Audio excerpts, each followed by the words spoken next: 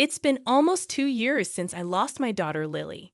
The tears have long dried up, leaving behind an unbearable sense of loss that weighs on me like lead throughout my body. My name is Mark Thompson. My wife Kate passed away early on. She was never in good health, and there were risks during Lily's birth. Still, I honored Kate's wish to have a child. As childbirth approached and her life faded, she smiled at the end, saying, "Please take care of our daughter." Her image often blends with Lily in my recent memories. Since then, I've tried to fill the void by immersing myself in parenting struggles. My love for Lily deepened as she grew, and our time together was cherished. I imagined telling Kate about Lily if we ever met again. Those were genuinely happy times, until they were shattered one day. Lily was about to start elementary school and must have been practicing her route to the school bus stop alone, proudly wearing the backpack I'd bought her. As she walked at a crosswalk, she was hit by a drunk driver. It was a tragic event condensed into a brief news report. Lily had followed all the rules. She did nothing wrong. Why should my daughter have been taken? I couldn't summon the energy to curse or confront the sobbing, apologizing driver. All I could do was stand in shock in front of Lily's lifeless body. It felt like a scene from a TV show, unreal to me. At the funeral, I couldn't cry, but I broke down screaming and crying when I saw Lily's backpack at home. After that, I lived a hollow life. Eventually, my boss encouraged me to take a long leave of absence. I knew I lacked motivation at work and couldn't burden my colleagues anymore, so I gratefully accepted the offer. I found myself wandering aimlessly outside, often ending up at the local park. One day, as I sat blankly on a bench, I noticed a crowd in the distance, a group of kids around Lily's age, teasing one in the middle. I pushed my way through the kids, possibly yelling. I don't remember clearly. Suddenly, the group scattered like spiders. "Are you okay?" I asked the crouching child who looked up at me. My heart nearly stopped. The girl looked just like Lily, frozen, unable to speak. I watched as she stood up and quietly said, "Thank you," before starting to walk away. "Wait." I blurted out loudly. It was the first time since Lily's death. Are you thirsty? Do you want some juice?" Nervously, I pulled out a bottle of orange juice I had bought for later. "I like orange," she replied, relieved. I made a nonsensical excuse. "It's still unopened, you know," before handing her the bottle. She accepted it happily, smiling shyly. When she smiled, she looked even more like Lily, causing a faint pain in my heart. I sat down on the bench beside her. The girl introduced herself as Mia. She preferred orange juice over apple juice, dogs over cats, and slides over swings. Lately, she had been wondering why the dogwoods had to lose their leaves. "They'd look so much prettier if they just stayed in bloom," she mused. Not giving a specific answer, I mentioned that it was getting cold, so we should probably head back soon. As we were about to leave the park, Mia murmured, looking down, "Can we meet again?" I gently placed my hand on her head. "I'm here in this park every day around this time. If you feel like it, come by then." Her face lit up brightly. "Really? I'll come every day." True to her word, Mia came to the park every day after that. The bullies hadn't shown their faces in the park since that incident. "Did I scare them that much?" I asked Mia, to which she replied with a mischievous grin. "I've also started standing up for myself more." Recently, Mia would excitedly talk about things that happened at school or a strangely shaped rock she found on the side of the road. I shared stories from my childhood, like having a dog or the time I brought home so many bugs that I nearly gave my mother a heart attack. Strangely, we never tried to talk about our current families. The more I looked at Mia, the more she resembled Lily. If Lily had started elementary school, maybe we would have talked like this. I realized I was looking for Lily and Mia, not without a sense of guilt. Was I just replacing Lily with this child? Sometimes I fell into self-loathing with that thought, but I didn't have the courage to let go of those moments with Mia. I need to tell you, Mia started one day looking sad. "I'm going to start after-school activities next month." The activities would be on weekdays after school until 3:00 p.m. I'm going to do that with a friend from school, so I won't be able to spend as much time as before. But can I still come to see you in the evenings? How could I say no? That night, my boss contacted me, suggesting that I could return to work, even if only for a short time each day.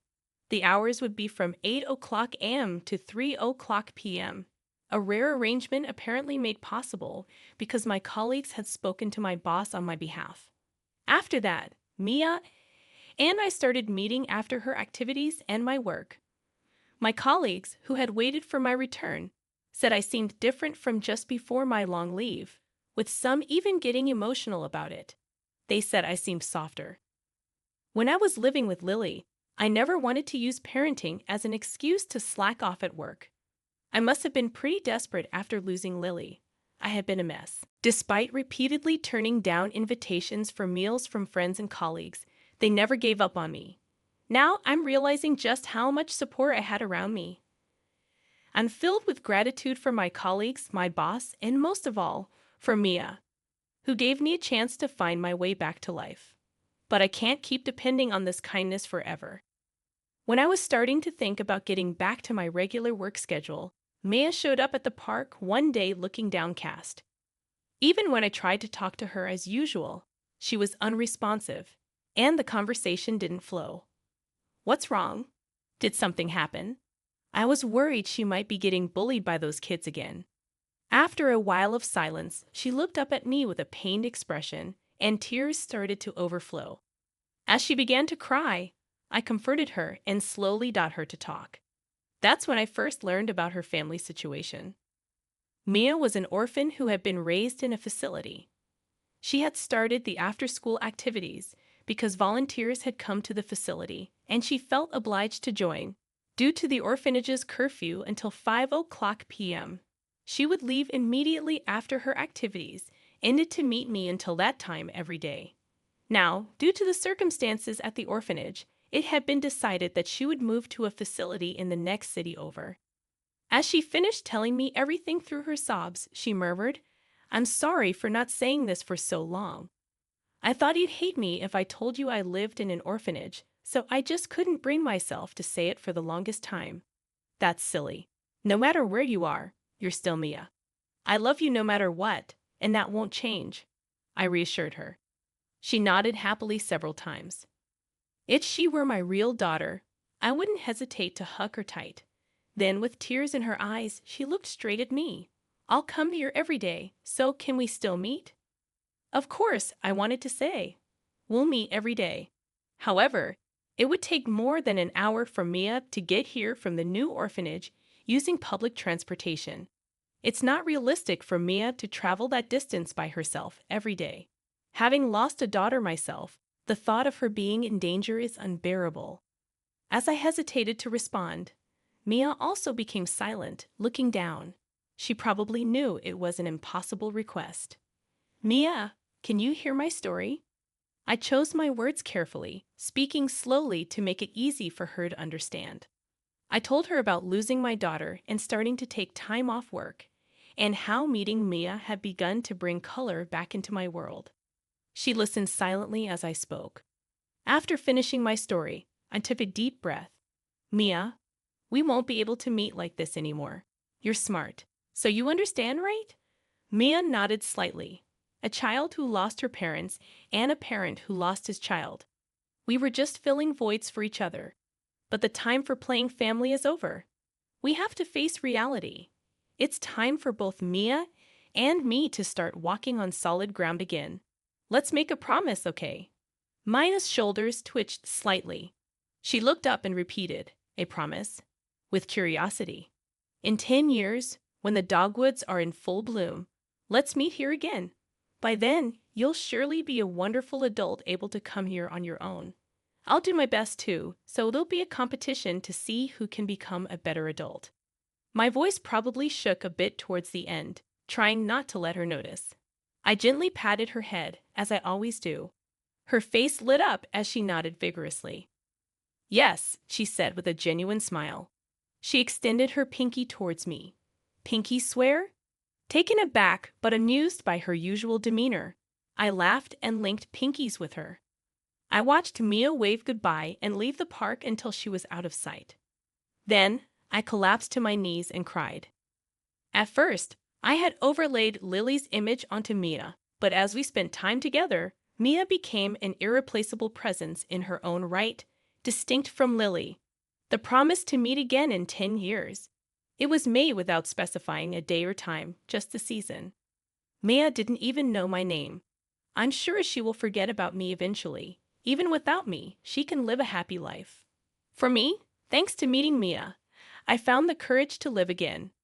Her presence made me want to face my own life head-on. I can't depend on her forever. After all, she's not my daughter. I cried unabashedly, sobs escaping me. When I finally looked up at the sky, tired from crying, beautiful stars were shining in the dark sky.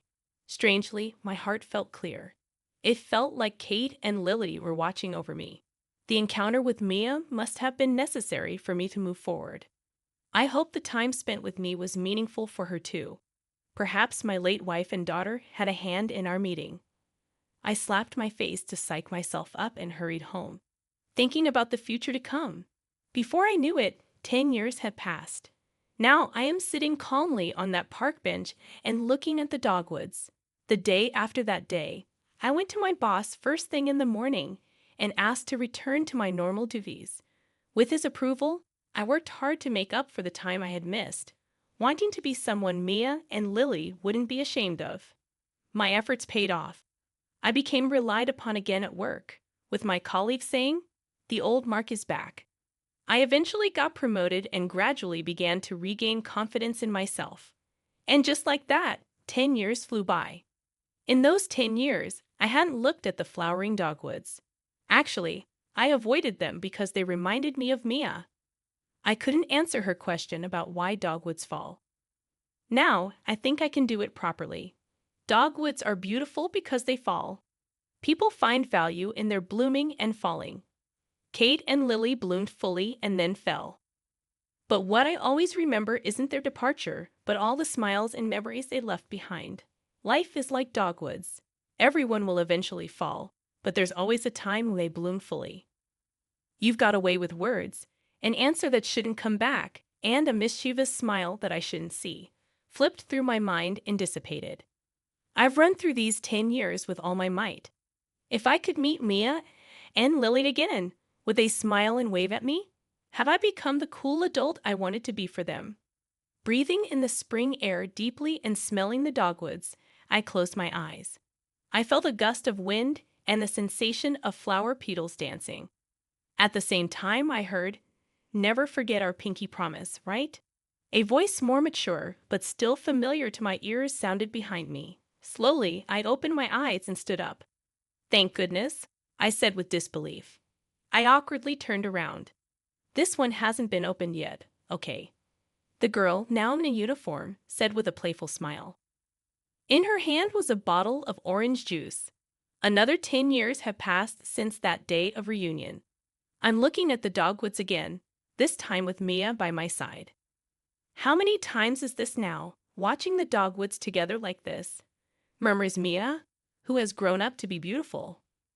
"I'm not sure, since we've seen them every year since the 11th time when we reunited," she told me. "I'm not a kid anymore, so stop patting my head," she said, scrunching up her face. "Or is it the 12th? I continued, to which she laughed. "You're as vague as ever." Her smile seemed even more beautiful, not just because she's at that age, but because today, Maya shines brighter than anyone. That day 10 years ago, I was stunned as I watched a girl approach me. I flashed back to the first time I looked into Mia's eyes from a close distance, just like when we first met and she was being bullied. I can't remember how we conversed after that. Next thing I knew, I was being taken to the orphanage where Mia lived. "You're the person Mia always talked about." The teacher in charge of Mia at the orphanage looked at me with deep emotion. From the beginning, she had talked about our promise to win the competition of who could become a better adult. She devoted herself to her studies, was active in sports and volunteer activities. Mia has also been a big help looking after the younger kids. I'd always thought it must be because of the man's influence. I've always wondered what kind of person the man was. said the teacher with a laugh, implying she had been worried I might be someone weird. I learned that Mia had been visiting that park daily for a week since the dogwoods started blooming, waiting with an unopened bottle of orange juice. When the teacher told me that, I couldn't help but cry. She pretended not to notice. That day, dragged by Mia, I played with the kids at the orphanage with all my might and suffered from muscle aches the following day. Since then, I've met with Mia frequently, advising her on her career path and love life. Something about love I might not have been able to do with my own daughter. I wonder about that. I hear a voice that couldn't possibly be Lily's. Is that Kate chuckling beside her? Mark, lost in these thoughts, Mia's voice snapped me back to the present. Thank you for today, she said, blushing slightly in her pure white dress. Dressed in a tuxedo I was not used to, I stood with Mia arm in arm, looking at the dogwoods in front of the church. Mia, make sure you're happy, I managed to say, unable to find the words to tell her how beautiful she was. Mia teared up a bit at my words, her face scrunching up as she smiled, saying, yes. What kind of bride scrunches up her face like that? I joked, struggling to hold back my own tears. I walked with her into the church. Inside, there were her teachers, friends, and many people who had colored her life. At the end of the wedding aisle, a young man who would continue to love her stood, smiling warmly. Mia, you've really become beautiful, not just on the outside, but inside as well. Life is a series of hardships. Maybe the happy times are like the moment when dogwoods are in full bloom. Being able to savor and feel happiness might be the most important part of life. Mark, it's time for the toast. Mia called out to me, snapping me out of my reverie. Laughter broke out around us, and my face flushed. I didn't hear anything about leading a toast, shooting her a mock glare. I was met with that unchanged, mischievous smile of hers from years past. Seeing the smile, my concerns faded away, and I raised my glass. Mia, thank you for making me the father of the bride.